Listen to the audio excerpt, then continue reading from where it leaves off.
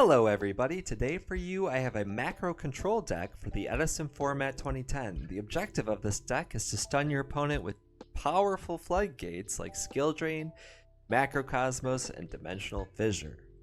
To start the list off, we have our Macrocosmos engine with 3 DD survivors. During the end phase of the turn, this face-up card was banished.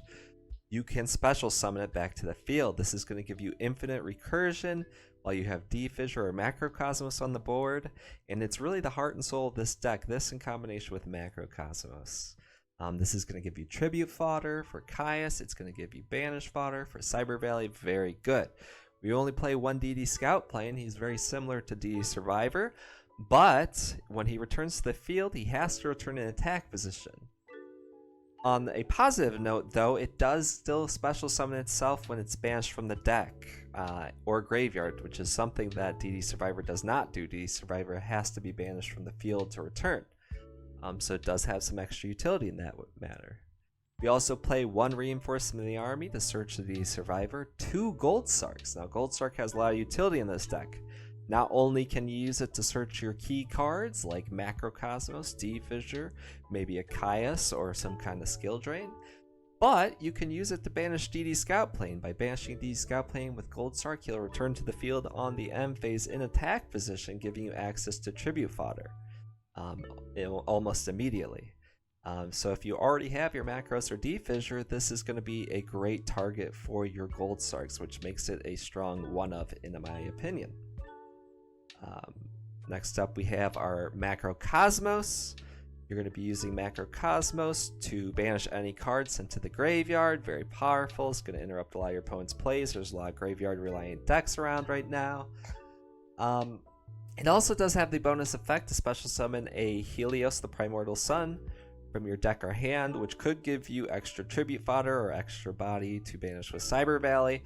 I have opted to try that in the past, but I ended up not really liking it. I ended up drawing it more than I would have liked. So I have cut it, but if you feel lucky, I think it could be good. If you're flipping Macrocosmos and then banishing it for Cyber Valley, that could be very strong, I feel. It just never really worked out that way for me, so I decided against it. D-Fissure is very similar to Macrocosmos, but only monsters will be banished when they're sent to the graveyard. In Edison, is that relevant? In a few matchups it's relevant, like those Dragon Turbo lists. They may want to use Magical Stone Excavation or such. Next up we have, of course, 3 Caius. Due to the Tribute Fodder you'll be generating with DD Survivor and Scout Plane, Caius is a strong addition to this deck. Not much else to say about that. He banishes a monster on the board. If it's dark, they take 1000 damage. Next up, 3 Cyber Valley. You're going to be able to use your Scout Planes and DD Survivors with your Cyber Valley to gain additional draw power.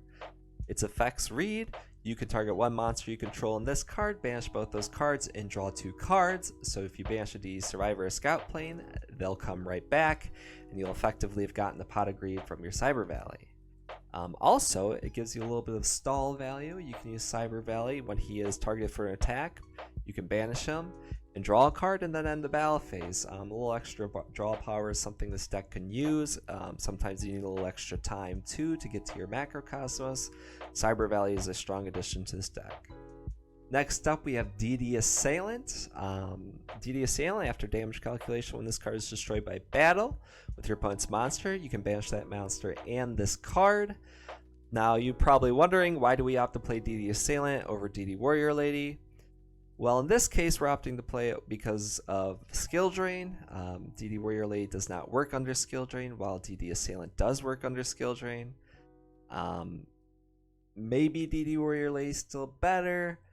You know, it's something to think about, something to consider. Next up, we have Neospatian Grand Mole, a strong addition to this deck, since you'll always have monsters recurring themselves to the board. You'll have your normal summon pretty free to use Grand Mole to bounce monsters, so you can swing it directly with things like DD Survivor. If your opponent tries to normal summon again, well, you have DD Survivor to block damage and then another Grand Mole next turn. Granville's effect is at the start of damage step, if this card battles your opponent's monster, you can return both the opponent's monster and this card to the hand. Yeah, definitely a very strong addition to this deck. It doesn't work under skill drain, unfortunately, but you're not always going to have skill drain. Sometimes you're really going to want this Granville. This Granville's going to put a lot of work for you. One Lure of Darkness. We have a healthy amount of darkness in this deck. In an ideal world, you'd banish Scout Plane, of course. Next up, we have Brain Control, 1 Mystical Space Typhoon, 2 Skill Drain. Skill Drain works in this deck pretty well. You have floating monsters that recur to the board. You play a healthy amount of back row removal like D-Prison and Bottomless and such.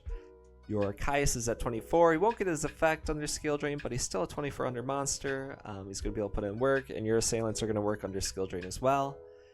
This deck really aims to shut down our opponent entirely. If they can't access their grave to make big monsters, and they can't activate their effects to make big monsters, are they going to make big monsters? Well, they're probably not.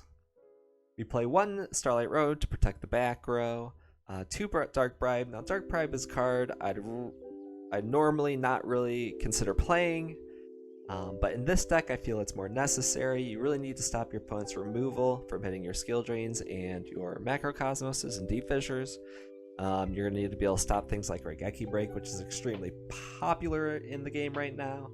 So I really think Dark Bribe is worth the slots here. I definitely want to play the Dark Bribe over the second Starlight Road due to the versatility that Dark Bribe has. Definitely a strong inclusion. We of course play 3-Dimensional Prison. Dimensional Prison's great under skill drain, especially when you have weaker monsters. You really need some hard removal here to deal with bigger monsters, because that's going to be a big weakness of this deck is, well, let's say you get to the skill drain, you get to the Macrocosmos, but you still need a way to deal with big monsters. Well, this is where stuff comes in. So we should play a healthy trap lineup here, guys. We play 2 Bottomless as well, and of course the big 4. In the side deck, we have some other things to consider. I've seen people play Cyber Dragon in the main deck in decks like this before. Personally, I'm not a big fan, but I can see why. Sometimes you just need to get some monsters quickly on board. You can play more Scout Planes, but Scout Planes are going to make you vulnerable to the Blackwing matchup. It's going to make you vulnerable to, honestly, your opponent just summoning a monster and attacking every turn to get in damage. It's really a big liability, which is why I opt to only play the 1. I've seen people play Doom Caliber Knight. I'm opting to play Skill Drain, so I don't think Doom Caliber Knight's a good idea, because it's just going to kill itself, even if Skill Drain's on the board. We got the Helios you could consider, as I mentioned before. Thunder King Ryo is a strong addition to this deck. I don't think it deserves the main set slots. If I played against something like Dragon Turbo, I might consider it in the main deck. You can play another Starlight Road, but as I explained before, I think the Dark Bribe has more utility, and of course, DD Warrior Lady. I'm still conflicted on whether I want to play Assailant or Warrior Lady because of the skill drains. DD Warrior Lady is certainly better in a vacuum, but yeah, it's just something to consider. So guys, I hope you enjoyed the deck profile today. Watch out for some duels with the deck coming out here in the next few days, and have a nice day.